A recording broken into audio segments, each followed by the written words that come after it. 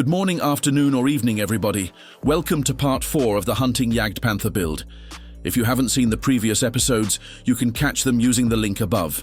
This time out, we are focusing on painting the tracks, weathering the tank and getting this thing finished. Without further ado, let's crack on. We start on the tracks. The first thing to do is lay down a good coat of German grey. For this, I'm using Tamiya XF63 mixed 50-50 with acrylic thinner. This base coat of grey will act as a foundation for the track colour and effects, so it's important to ensure they are thoroughly coated. This can be a little time-consuming and fiddly getting in all the gaps and crevices, but we don't want to have any raw resin colour showing through.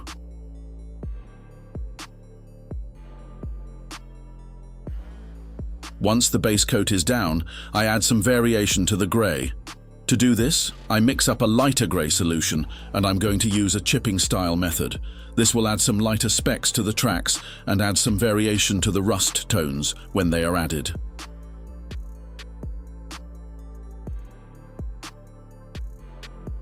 There's no strict method to this, just keep dabbing until the entire length is coated.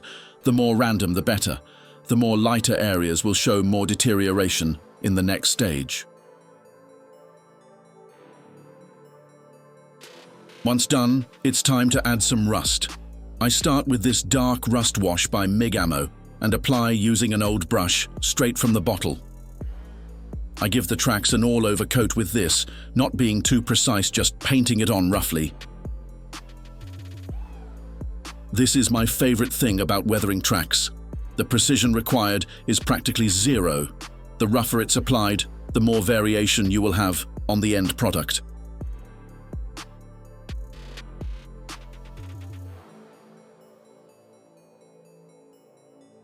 Next, it's time for some light rust tones. Again, using an enamel wash by Mig Ammo, I apply roughly with the brush. This time I'm trying to be a little more random and not completely coat the tracks. These lighter rust tones will resemble where fresh surface rust is appearing.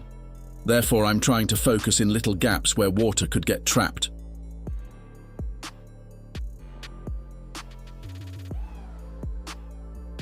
For the inside surface, I give them a light wash just to add variation from the dark rust underneath.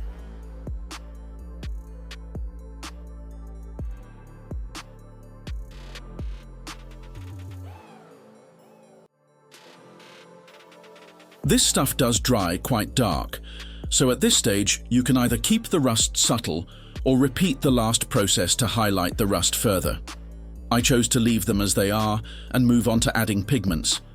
I'm using these pigments by Mig Ammo for this task, specifically European Earth, Light Dust and Dark Earth.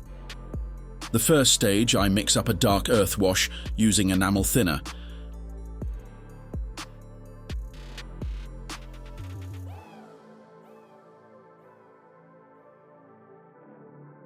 I then start adding this into all the gaps in the tracks, again focusing on areas mud would get stuck. Before the dark earth wash dries, I start applying the European Earth and Light Dust. I'm applying these straight from the bottle with an old brush. My process here is to load up the brush, add in random areas, then blend by brushing. This process is repeated until I'm happy with the results. These aren't going to be the dirtiest tracks in the world, just slightly rusted and a bit dusty.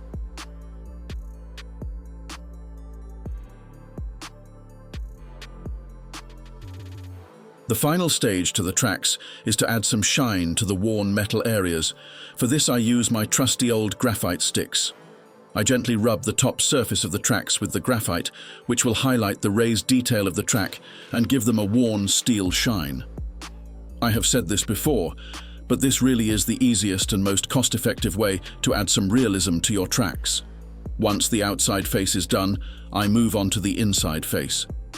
Here I am, focusing on the area the wheels will make contact with the metal. I give them a healthy rub with the graphite and smooth over with a cotton bud.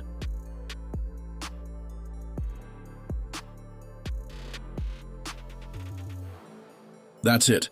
Tracks painted and weathered, now we can fit them to the tank for the final time. Being workable track links, they need to be thread through and wrapped around the drivetrain.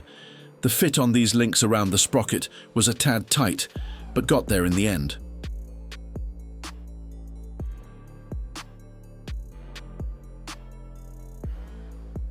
Once in place, I add the final 2 pins to hold the tracks together. I don't add any glue to these final pins, in case I need to remove them again later down the line.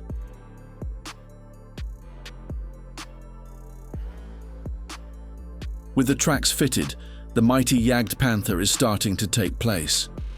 In my opinion, workable links really add a good element of detail to the model, with a realistic track sag that is hard to replicate with glued links or rubber bands. This was the main influence for me to buy a resin printer, so I could print my own links for my builds. Next, the skirts are fitted for the final time. The kit came with a full set, but I decided to use only 5 of them so we can still see some of the work done on the tracks.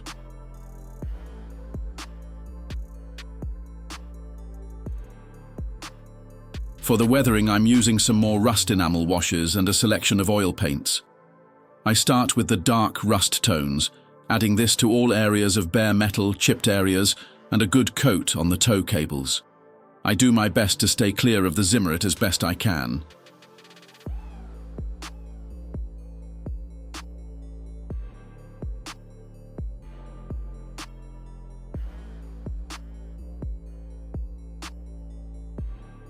As with the wheels, I apply liberally and blend using some enamel thinner. If there is still too much enamel wash on the surface, I use a clean brush to soak up any excess.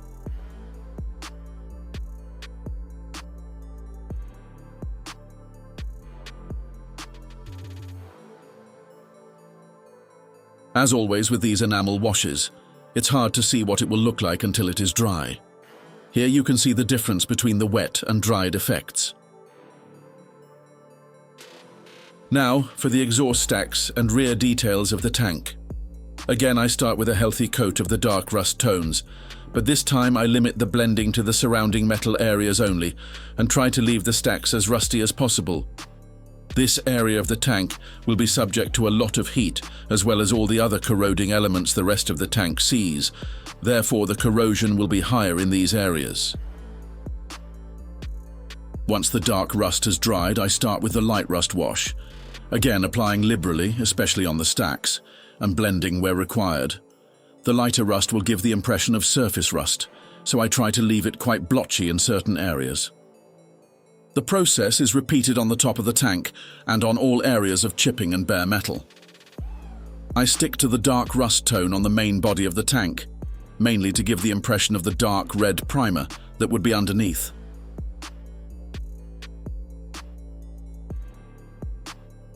Notoriously, German metal took a long time to rust, therefore I only add the light rust tones on parts that would corrode more quickly.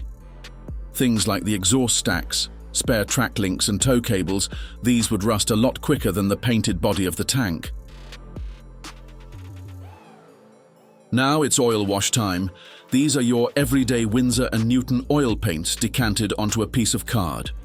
The point of this is the card will soak up some of the oil, and this will aid the drying time of the paint. I mix up a brown wash with white spirit. This I will use to highlight the gaps in the zimmerit. I apply using a brush, then use white spirit to dilute it further. This helps it run into all the gaps in the zimmerit.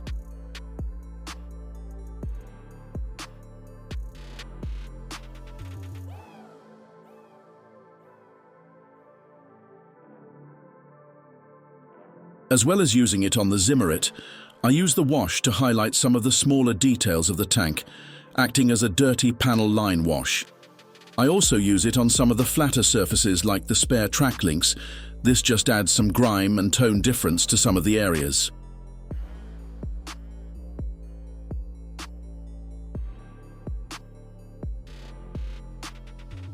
The process is repeated on the top deck, using the brown wash around all the hatches and details.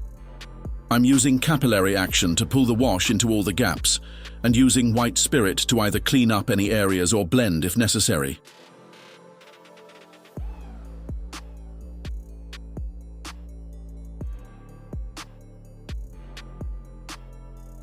With the all-over brown wash complete, it's time to add some oily tones to the rear deck and rear plate of the Jagdpanther. To do this, I mix up another wash using the oil paints mixed with white spirit. This time using a dark brown, black and dark blue.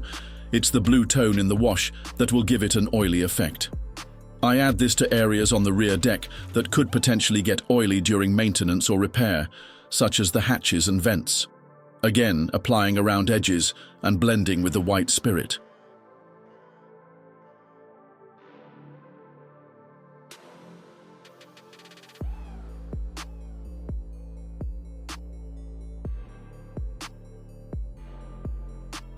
The same is done on the rear of the tank, around all the details that could get an oily grime. From some of the larger oily marks, I streak the wash downwards.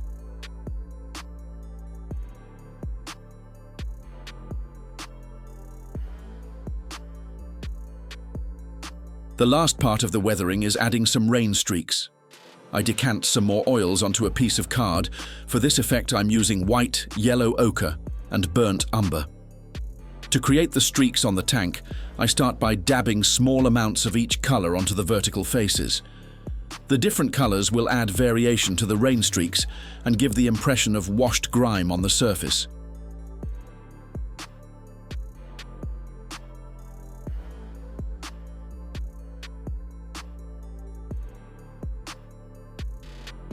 Once the dots are applied, it's time to streak using a white spirit-soaked brush.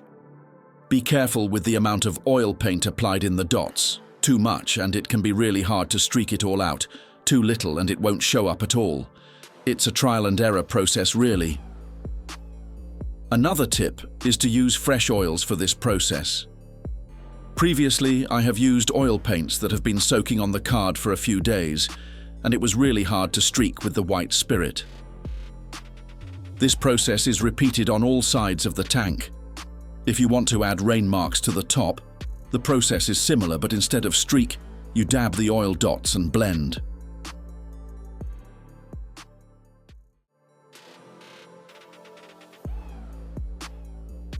The final stage is to use the white and go around the edges of the zimmerit.